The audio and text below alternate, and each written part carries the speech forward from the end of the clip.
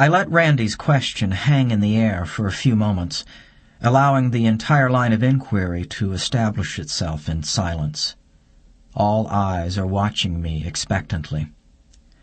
What's the wise fool gonna say? They wonder. That's part of the drama. They've heard it played the same way so many times that they have to wonder if I'm going to tap dance around the question with stock answers about respect for other people's beliefs and the validity of all viewpoints and how there's room for all of us. They expect politically correct evasions because that's what they've always heard. But this time, it's different. I'm not answering a question. I'm confirming a suspicion. Yes. I pause for dramatic effect. No belief is true. No belief is true. I just leave it hanging out there for a while, letting it imprint itself on these minds so they'll all be able to revisit it and confirm it for themselves later. This is a very big concept, but it's going to get bigger in a minute. The only movement is the dance of the flames and the falling spring rain. I speak only loudly enough to be heard. All beliefs, all concepts, all thoughts, yes, they're all false, all bullshit. Of course they are. Not just religions and spiritual teachings, but all philosophies, all ideas, all opinions. If you're going for the truth, you're not taking any of them with you. Nothing that says two, not one, survives. That's what I say. It rings true because it is true. It sounds a clear note that will resonate in these people's minds until its vibration has shaken their false belief structures into heaps of rubble.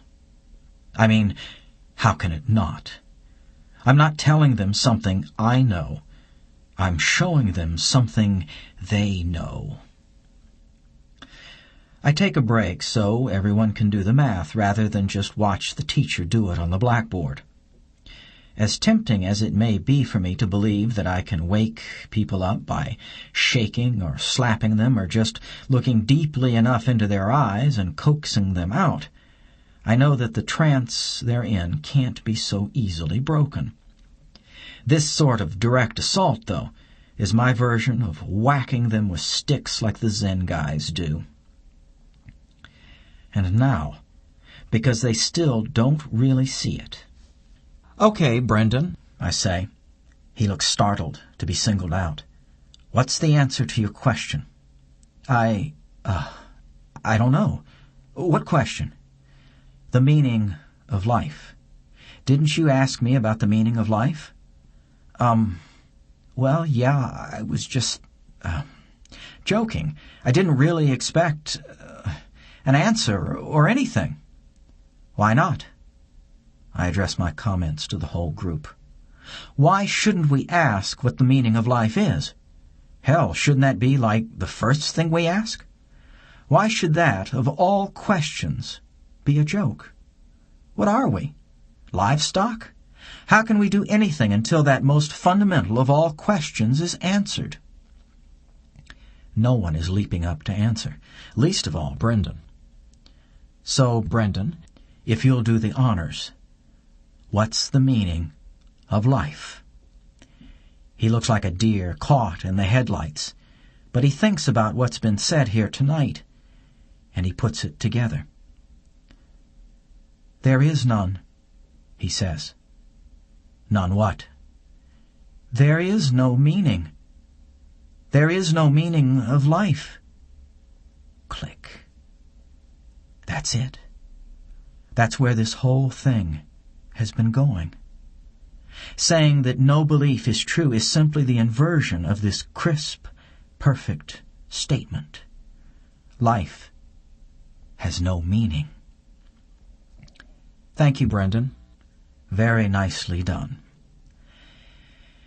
And while that perfect statement may be the final destination of this evening's lesson, it's not the final destination of the process of self-realization. It's just the beginning, the starting point of inquiry. Like I told Julie at the boathouse, you have to start this journey by taking stock of what you know for sure. Wishful thinking and fear-based fairy tales don't play here. I'm not a priest, I continue to the silent group. I'm not a holy man or a guru. I have no teaching. I'm not representing any lineage or system. I'm not telling you the black cloud is okay. I'm telling you it's infinitely big and infinitely black. I'm not saying you can live with it. I'm saying that the black cloud is reality, so deal with it. And if it kills you, so the fuck what? I don't know how they're taking it, but for me, this is the best part. This way lies freedom, the only freedom. No one who plans on waking up has the luxury of pretending that the cloud is okay. It's not okay.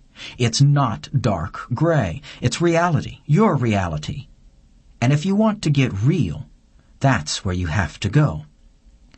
But, says Randy, no buts. Listen, 1/1,000,000th of 1% false is completely false. Everything in duality is false. False as in not true. Not true as in bullshit. There are no exceptions.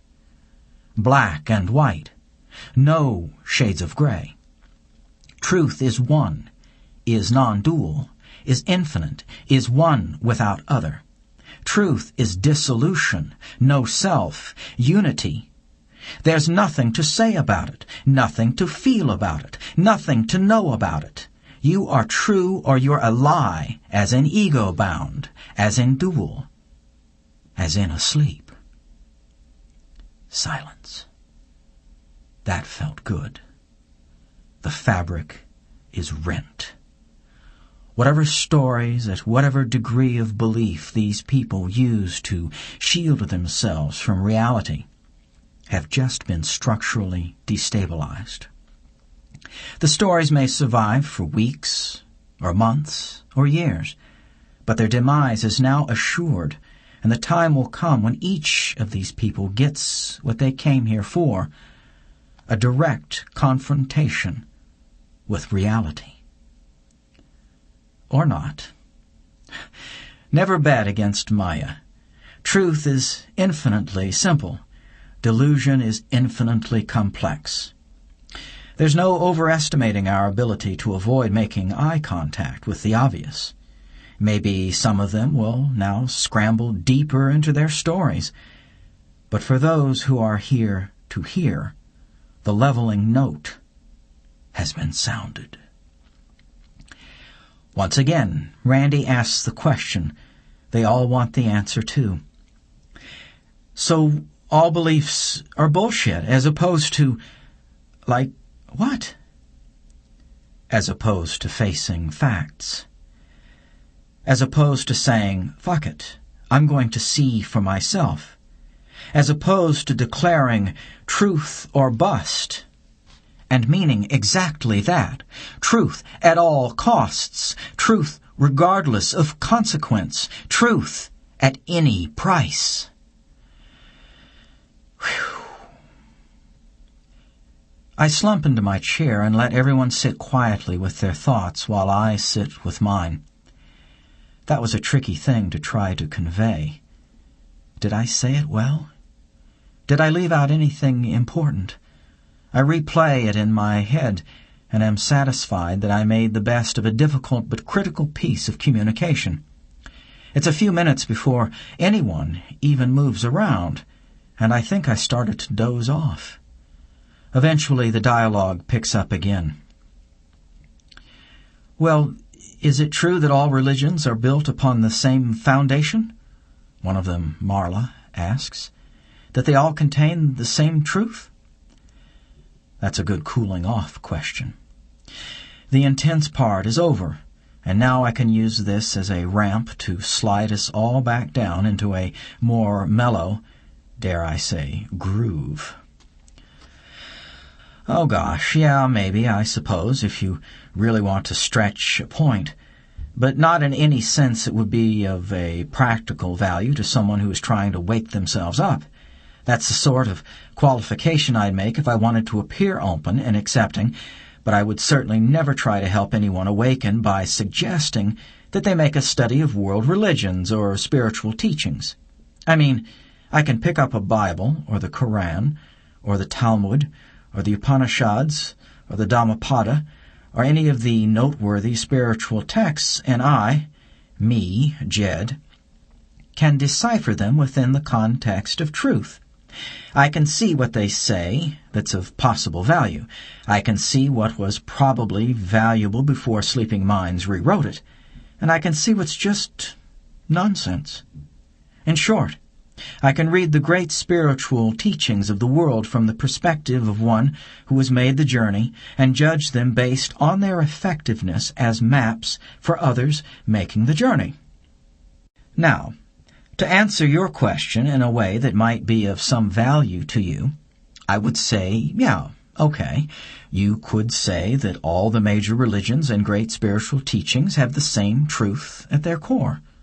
But realistically, that does not make them useful to someone who is seeking enlightenment, because the useful stuff is tangled up with too much useless stuff. They say that 1,000,000 monkeys banging on 1,000,000 typewriters will eventually produce the complete works of Shakespeare.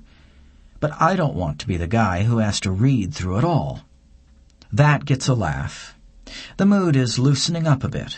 Mad, iconoclastic, nihilistic, heretic guy is gone, and funny, mellow, wisdom guy is back. You're looking for an exact map, and these great texts are thick bundles of pages covered in scribble. Yes, some of the lines in all that scribble are actually somewhat accurate, as far as they may go, but you're not going to have any way of knowing which ones are right until you've made the journey yourself, by which time, of course, you'll no longer need the map. Even Martin, with his strong ties to Vedic scripture, seems attentive and thoughtful. You've all heard the saying, when the student is ready, the teacher appears. Well, that means a lot more than just the mysterious arrival of gurus in a timely manner. It means that the knowledge you need will appear when you're ready for it. The ability to open the next door is never denied, but the ability to open the door after the next is never granted. In this sense, you'll have many, many teachers. In this sense, a passage from the Bible might be exactly the right thing at exactly the right time, but that doesn't mean the entire Bible is the right thing all the time. Even the books and teachings I like the most I consider 90% useless. I look around at the faces and see a spectrum of comprehension ranging from near empty to near full. That's to be expected. It's all about unlocking the next door, I continue, and having 10,000 keys doesn't mean a thing if none of them opens the door you're standing in front of. Teacher is just a word for the key you need to open the next door. After you're enlightened, you can revisit these great books and the great teachings to your heart's content, and then they'll no longer be mysterious or impenetrable to you, but they'll still be of no use to you, because you'll already be enlightened. So it would really only be a recreational pursuit.